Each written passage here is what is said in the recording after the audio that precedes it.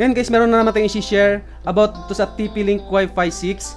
So nabili natin ito sa Shopee. Ito yung bagong Wi-Fi 6 na AX1800 dual band. Ito guys, nakita kasi natin yung Wi-Fi 6. Ito yung sumisikat ngayon na bagong labas ng router, yung Wi-Fi 6. Kasi mas malawak yung maabot niyang coverage. So halimbawa guys, meron kayong internet sa bahay ninyo, kung medyo nahihinaan kayo doon sa coverage niya, so pwede nyo i-connect to sa ISP ninyo.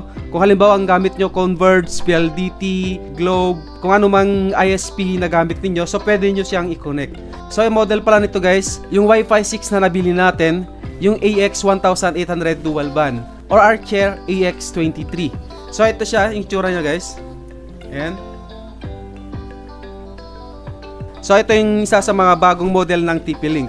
So check natin.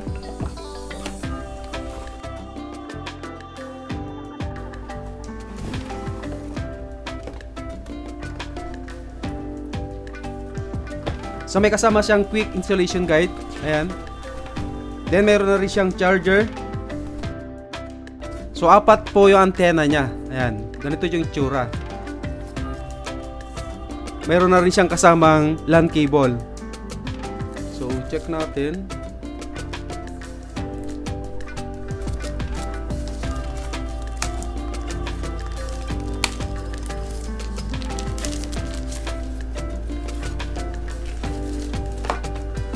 And so ito yung itsura niya guys.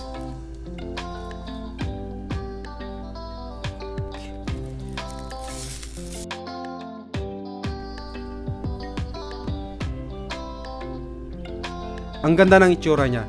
So i-set up natin to sa computer para i-connect natin to sa ating ISP para mas lumawak yung coverage ng ating Wi-Fi. Kung halimbawa mayroon kayong second floor or third floor, so pwede nyong gamitin to guys para mas malawak yung coverage ng iyong Wi-Fi. Kung marami kayong ginagamit na device sa bahay ninyo, halimbawa i-connect nyo sa Smart TV, so pwede nyong gamitin tong malan na to. So bali 4 po yan yung available. Ayan. So gawin natin, i-connect natin to, then i-connect natin sa ISP natin. So lilinawin ko lang guys, hindi po ito ipapalit sa ating ISP. Hindi po yan gagana. Kasi yung ISP natin, halimbawa yung Converge, so naka-configured na yun guys sa kanila. So i-set up natin sa ating computer. Una, i-connect natin yung charger and then isasaksak natin para magkaroon ng power. Green na siya guys. Then punta tayo sa computer para i-configure natin. Then dito guys sa Wi-Fi, so click natin yung Wi-Fi natin. Hanapin natin yung router ng TP-Link. Ito siya guys, TP-Link-01A9. Then TP-Link-01A9-5G. Kahit alin dito guys, pwede kayong kumonect. So halimbawa, i-connect natin dito sa TP-Link, then connect. So hinahanapan tayo ng network security key. So makikita natin yung security key sa likod ng ating router. So ito siya guys, yung taas ng SSID. Ayan, so may nakalagay dyan na wireless password or PIN. Ayan, so yan po yung i-enter natin dito sa enter the network security key. Then click natin yung next. Ayan, so connected na tayo, no internet secured. So hindi pa natin kasi nako-connect sa ating ISP. Then dito sa ating browser, so type natin tplinkwifi.net. So enter natin. So kailangan i-enter natin yung new password, then confirm new password. So mayroon naman tayong guide, must contain no spaces, must be 6 to 32 character long. Then must contain at least 2 type of the following characters, letter, numbers, and symbol. Then click natin yung let's get started. Login with local password. So enter natin yung password natin na create natin kanina.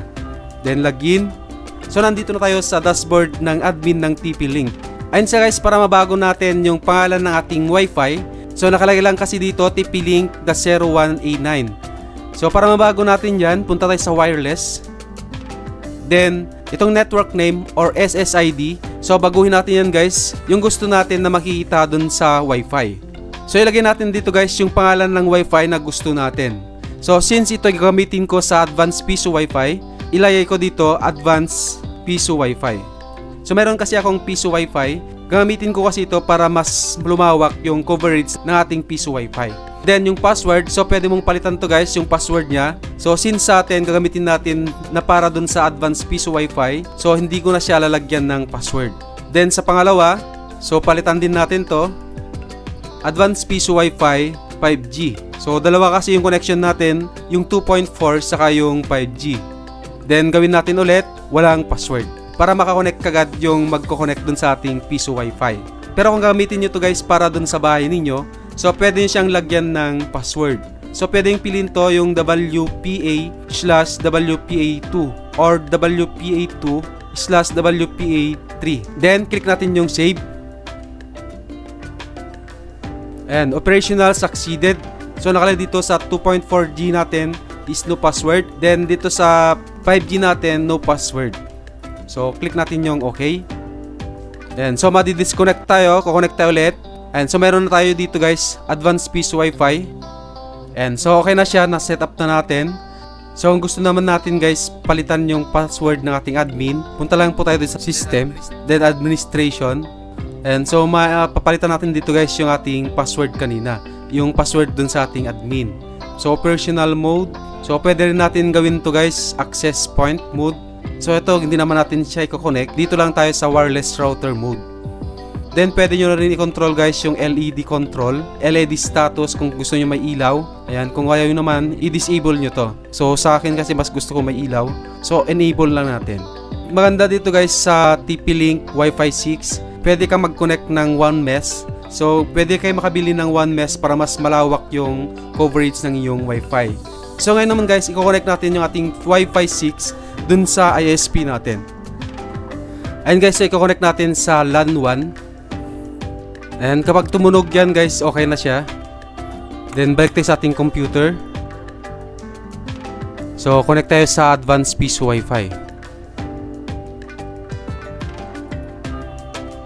Ayan, connected. May internet na tayo guys. Ayan, punta tayo sa Google. Sobrang bilis guys. Ayan, YouTube. Ayan siya, okay na siya guys.